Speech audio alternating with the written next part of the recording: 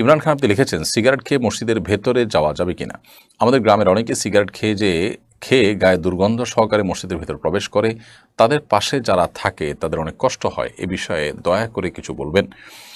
ভাই ইমরান খান, সিগারেট খেয়ে মসজিদের ভেতরে যাওয়া বা ধূমপান করে মসজিদের ভিতরে যাওয়া, এর মানে হলো আমাদের মুখে যে দুর্গন্ধ হয় সেই দুর্গন্ধটা নিয়ে মসজিদে প্রবেশ করা।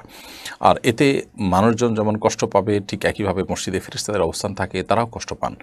নবী করিম সাল্লাল্লাহু আলাইহি ওয়াসাল্লাম বলেছেন, তাতাআদ্দাল মালাইকাতু বিমা ইয়াতাআদ্দা বিহি বানু আদম। আদম সন্তানরা যে সমস্ত বিষয়ের কারণে কষ্ট পায়, ফেরেশতারা একই বিষয়গুলোতে কষ্ট পান।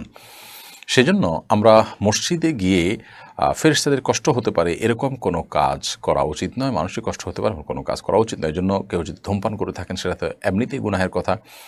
তারপর ধূমপান করে মসজিদে তিনি যেতে হবে, নামাজ তো পড়তেই হবে। সেক্ষেত্রে তাকে ওযু করে মুখ ধুয়ে পরিষ্কার করে কুলি করে ভালো করে মুখের দুর্গন্ধ দূর করে নিয়ে তারপরে মসজিদে প্রবেশ করা উচিত।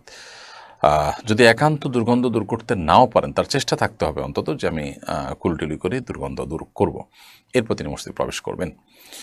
মমিনুল ইসলাম আপনি লিখেছেন, স্ত্রী মারা গেলে স্বামীর শোক পালনের কোনো বিধান আছে কিনা, থাকলে কতদিন বা কীভাবে? সাধারণ যত শোক পালন আছে সেগুলো 3 দিনের বেশি শোক পালন করা জায়েজ নেই। নবী করিম সাল্লাল্লাহু আলাইহি ওয়াসাল্লাম পরিষ্কারভাবে জানিয়েছেন। মেয়েরা স্বামীর মৃত্যুর পর 4 মাস 10 দিন শোক পালন করবেন, নিবৃত থাকবেন বিবাসাদি ইত্যাদি থেকে, এবং ইদ্যত পালন করবেন যথা নিয়মে। এর বাইরে স্বামী তার স্ত্রীর বিয়োগে, স্ত্রীর মৃত্যুতে তিনিও শোক পালন করবেন, কিন্তু সেটি 3 দিনের বেশি হবে না। অর্থাৎ শোক পালন বলতে বিয়ে শাদী থেকে বিরত থাকা, শোক প্রকাশ করা, এটা 3 দিন হবে, 3 দিনের বেশি হবে না।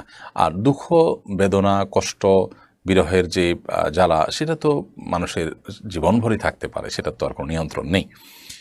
এমনি নাফিউল হাসান নবীন আপনি লিখেছেন, আমি জ্ঞান অর্জন করতে চাই, জানার লাইন থেকে ইসলামিক জ্ঞান অর্জনের একটা শর্ট সিলেবাস দিলে উপকার হব।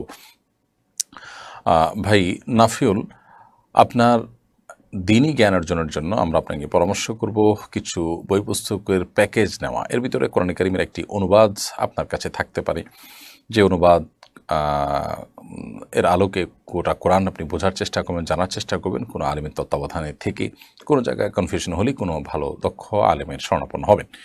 এর পাশাপাশি হাদিসের একটি সংকলন আপনার কাছে থাকতে পারে, রিয়াদুস সালিহিন থাকতে পারে, এটা উৎসাহব্যঞ্জক। আর আমল, আমাদের দৈনন্দিন জীবনে আমলগুলোকে জানার জন্য যদি হয়, তাহলে ফিকহুস সুনানি ওয়াল আসার আমিনুল হাসান রাহিমাহুল্লাহ, আব্দুল্লাহ জাহির অনুবাদ করেছেন, সেটি হতে পারে। তারপরে আল ফিকহুল মুয়াস্সার হতে পারে, তারপর বুলুগুল মারাম হতে পারে। এরকম বিভিন্ন বই আছে, সেগুলো থাকতে পারে। সিরাতের জন্য রাহিকুল মাখতুম বা অন্য আরও ভালো ভালো বই আছে, সিরাতে মুস্তাফা রয়েছে 3 খণ্ডে, ইদ্রিস কান্দলবী রহমতুল্লাহ আলাইহ, সেটি থাকতে পারে। আর এর বাইরে আমাদের আরও অনেক বই পুস্তক আছে, যে বই পুস্তকগুলো আমাদের সাথে থাকতে পারে। যেমন আমাদের প্রত্যেকটা মানুষেরই কম বেশি সাহাবা ইকরামের সিরাত, জীবন ইতিহাস, খোলাফা রাশিদের জীবন ইতিহাস, এগুলো জানা থাকা দরকার। ডক্টর আব্দুল্লাহ জাহির রাহিমাহুল্লাহর রাহে বেলায়েত, এই বইটি আপনার দিনের মৌলিক বিষয় সম্পর্কে ধারণা পেতে আপনাকে সহযোগিতা করবে ইনশাআল্লাহ। সেই সাথে আশরাফ আলী থানভী রহমতুল্লাহ আলাইহির ছোটো ছোটো কিছু পুস্তিকা আছে, যেগুলো খুবই গুরুত্বপূর্ণ সব মুসলমানদের জন্য, আদাবুল মুআশারাত ইত্যাদি, এগুলো আমাদের কাছে থাকতে পারে।